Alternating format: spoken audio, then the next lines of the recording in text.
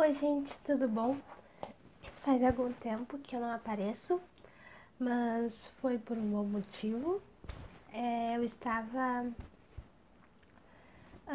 devagar nas leituras nesse último mês, com a questão de ter conseguido um emprego, né? Faculdade, as coisas começaram a ficar muito. Os meus dias ficaram mais curtos, pouco tempo para ler, então, né? Menos leituras, menos conteúdo pro canal. Mas agora eu vou tentar me organizar e quem sabe as coisas deem certo. Aproveitando, então, essa questão da faculdade, né? Eu consegui. Na verdade, eu tive uma. Eu peguei um. Eu tive que ler um livro de forma obrigatória para uma das minhas cadeiras de jornalismo. E como eu gostei muito do livro, eu achei justo gravar um vídeo sobre ele, por ser um livro muito importante, por, por ter muita facilidade para relacionar com o que a gente está vivendo hoje, apesar disso ser muito triste.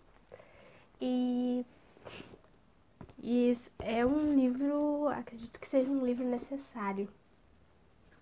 É, é o Rota 66, do Caco Barcelos, como o próprio subtítulo aqui do livro diz, que é a história da polícia que mata.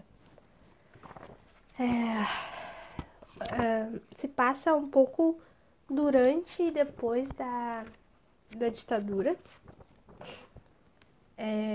A conhecida rota em São Paulo, que eu não lembro o que é. É veraneio ou alguma coisa, eu não lembro. Eu não lembro o que significa, mas seria a rota em que os militares, eles deveriam, né, prender ladrões, né, bandidos. Mas, no caso da Rota 66, as outras também, mas no caso dessa em especial, eles tinham a tendência de atirar primeiro e perguntar depois. Um pouco do que a gente tá vendo hoje, né? Na maioria dos casos, eles não. Eles tinham. Eles mesmos avaliavam se determinadas pessoas eram suspeitos ou não. Eles não tinham como saber. Mas eles ficavam dando voltas pela a cidade de São Paulo, e decidiam quais seriam as vítimas deles. Porque como tem aqui, isso não é invenção, é um fruto de pesquisa de, se eu não me engano, mais de 6 anos, uns 6 anos de pesquisa do Caco Barcelos sobre os casos. A maioria das vítimas eram inocentes, elas não tinham sequer praticado um roubo. E pra mim, né, não sei vocês, mas se uma pessoa, eu não conseguiria julgar que determinada pessoa merecia morrer só porque roubou um carro ou alguma coisa assim. Pelo menos eu não. Ainda mais no Brasil, como a gente pode ver, né? A grande chance de pessoas inocentes morrerem é enorme, ao invés de realmente quem é culpado. Um dos casos que eles descrevem mais aqui é o de um roubo de um Fusca azul, em que estavam 3 adolescentes. Esses 3 adolescentes, na verdade, eram filhos de pessoas ricas, com poder na cidade. O pessoal não foi da rota, foi de uma outra. Detectaram, pensaram, como o Fusca estava em alta velocidade, eles pensaram que era o caso de um Fusca que havia sido roubado. Mas eles não verificaram placa, não verificaram nada e simplesmente saíram atrás dos adolescentes. Logo a rota também se meteu na confusão. No fim, eles mataram os 3 jovens Uma das coisas mais tristes é que, apesar deles terem atirado com tudo no Fusca, ainda assim, 2 deles estavam vivos, eles saíram do carro e pediram para parar de atirar, né? Estavam se entregando, mas ainda assim, ninguém parou de atirar até que eles realmente estivessem mortos. Depois disso,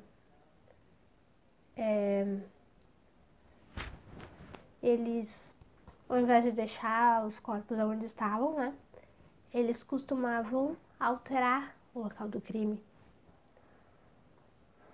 o local onde eles mataram aquelas pessoas.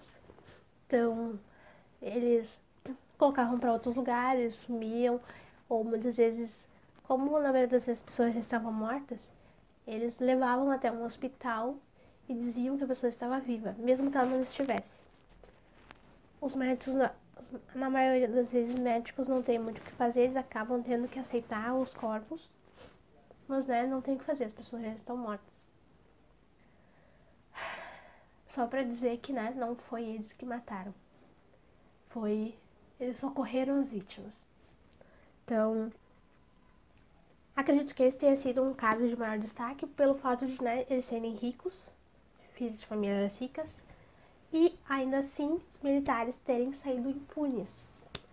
Não deu nada. Eles foram julgados pela tribunal militar, alguma coisa assim, dos militares. Foram declarados inocentes porque, né, estavam fazendo o trabalho deles. Não foi o primeiro caso. Também teve um caso de um filho de um militar, que inclusive, né, defendia esse tipo de coisa. E a própria família acabou sendo vítima disso. E aí sim ele percebe a verdade sobre o ambiente onde ele tá. Isso é o mais triste, na verdade. Ele não foi o único, um outro cara também defendia pena de morte, defendia aquela coisa toda.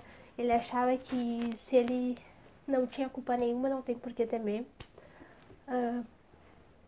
Ele também acabou sendo mais uma das vítimas, porque ele não correu quando a Rota 66 passou por ele. Então, aí eu acabei relacionando principalmente nos casos que a gente vem vendo atualmente de polícia militar confundir um guarda-chuva com uma arma, um carro ser alvejado com mais de 200 tiros, né? 80 tiros acertaram um carro e mataram uma pessoa, um cidadão inocente, negro, pobre. Então, que também é uma semelhança, né, com esses dados que o Caco acabou coletando, de que a maioria das vítimas era pobre, negra ou parda. E de lugares mais, né, não tão... Em lugares mais, como é que eu vou dizer? Mais simples, né? Então, pessoas que geralmente ninguém vai se importar de conferir se eram realmente ladrões ou não, se eram bandidos. E se forem melhor ainda, né? Porque tá tudo certo, não tem problema. Se eles podem matar, como muitos defendiam e ainda defendem. Então, o que mais marcou no Rota 66 é essa semelhança com o que a gente vive ainda. E com a mentalidade, né, que as pessoas tinham e parecem que não evoluíram. O livro aqui começa contando o fato de 70 e alguma coisa, 75, um pouco antes. E em 2019 a gente continua com aquele mesmo pensamento. A gente, de modo geral, né, não é todo mundo. Sempre tem as exceções, ainda bem. Então, foi um grande livro, mais um livro...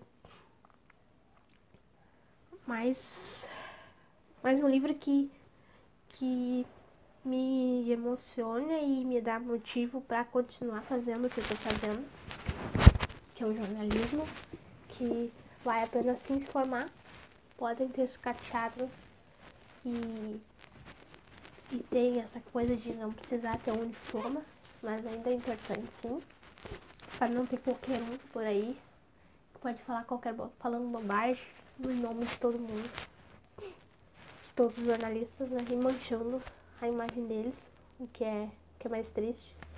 E, né? Todo mundo entra no mesmo pacote. Por causa de erro de 1, 2. Então, assim como casos militares, né, gente? Que, assim como tava aqui, inclusive, que não é todo mundo. É um grupo. É a minoria, mas essa minoria acaba atingindo muito mais do que aqueles que estão ali só pra fazer o trabalho deles. Então,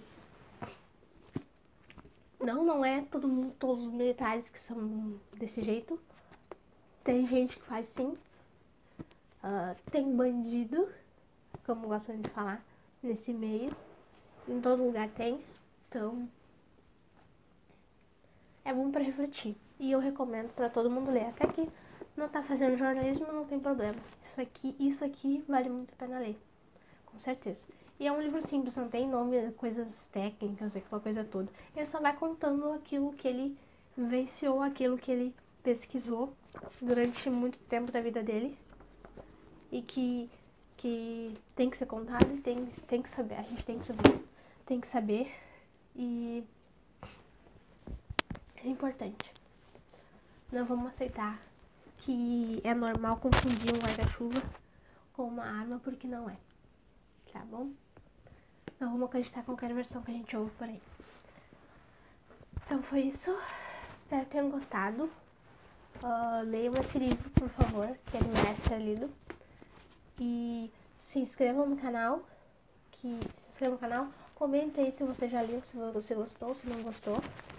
Tem pessoas que não gostam também, é normal, super normal. Literatura não é unanimidade, sempre tem alguma coisa que a gente não gosta. Eu sei muito bem disso.